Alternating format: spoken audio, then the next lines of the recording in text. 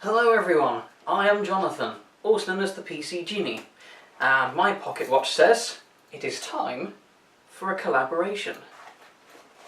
So, I have been collaborating with a person called Luciano, and he basically covers things like your more sort of oriental martial arts. So in his video, which I'm collaborating with, where we're talking about grips on swords, he talks about how you grip a katana, and I'm talking about how you grip a European longsword. So of course you've got the Japanese two-handed sword and the European two-handed sword to directly compare and contrast to each other. And I'll also be doing my points in pretty much the same order and same style as he's done, so you can compare the two very directly with each other. So the first point that we were looking at together is the actual grip, as in how you physically hold the sword. Now in his case he mentioned that the top hand actually is slightly away from the hilt. In our case we actually have it on the hilt. In fact, you can even have what's called an Italian grip, where you have the finger over the quillen like that for even more control. I personally prefer it under for a bit more safety on the hand, for obvious reasons. I don't want this finger getting chopped off.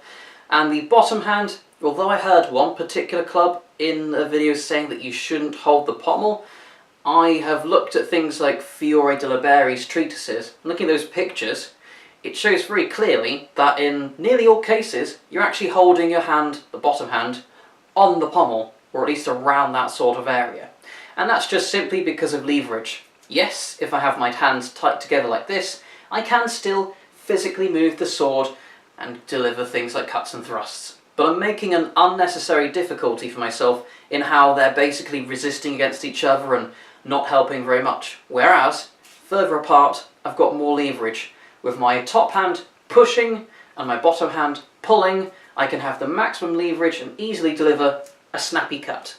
And that just makes it nice and easy for myself without having any extra strength or speed at all. Now, when it comes to how your hands are positioned, in this case we're having more of a hammer grip.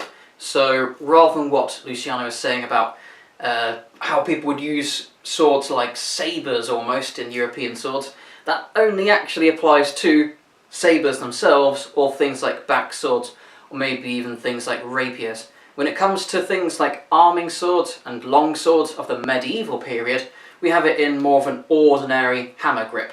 Again, relaxed and firm, but not tight. And same with the bottom hand, you've got a standard sort of hammer grip just around it.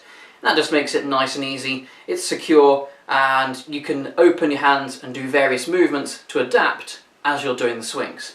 Now for the most part, the top hand tends to stay pretty much as it is, so in this hammer grip, whereas the bottom hand, as you're moving the sword around, this bottom hand is loose and freely moving around. So if, for example, I deliver an undercut into what's called the bicorno, the two-horn stance, I might need to turn the hand entirely around to hold it from a reverse position. And it looks a bit like this. So I go around, and I'm in my new position.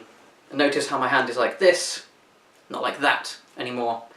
So again, the hand freely moves around, and sometimes might not even be actually gripping it, but might just be pushing on the sword, while the top hand stays in grip the entire time, no matter what I'm doing. And that's the difference between the top hand and the bottom hand when it comes to a grip on a sword. Now, when it comes to things like stances, I've already done a full video about stances, so I'll simply copy similar to what Luciano has done. Now, I can't remember what he called this particular position, like this, but we basically just call it the short guard. It's not something that's very frequently used, but it is certainly legitimate, and something that was used in actual medieval contexts. So just simply I'm having my hands low, fairly close to my hips, and then the sword pointing out almost like something rather inappropriate coming out of my trousers. And I've got the point usually aiming towards the opponent's head, neck, maybe upper chest, somewhere like that, so I can easily thrust or I can cut from there. Now, when he's referring to the hanging defences, it's pretty similar to how you'd actually do it with a katana. This is one of the things where the European and the Japanese styles are very similar. So hanging defence is done pretty much in the same way. You've got the sword, I'm just simply dropping the point, I'm bringing the hilt up, so I'm making sure it's over my head so that I'm not getting my skull split open. I'm also having the blade slightly across so that I'm not going to get struck on the hands if they're originally aiming for my head. So the sword blade goes across like that and it's sloping down so that any attack glances off towards the floor. And I've seen is pretty much exactly the same with his version. So then I'm just doing this, and same as him, I'm taking usually an offline step. Again, rather than getting my hands chopped open, if I stand still, I might instead actually step diagonally, whether I'm going forwards or backwards away from the strike, to again allow it to land on the blade, not on my fingers, slide towards the floor. And then, in again, exactly the same way as with Luciano, I'm doing a riposte by cutting around, so I can let that hit the sword. It actually bounces the sword around, especially if they're attacking really hard, and then it just goes around and cuts back at them. And I defend in exactly the same way from the opposite side. So if he's attacking from his right with the opponent, then I just offline step, sloping parry, and then deliver a cut back again.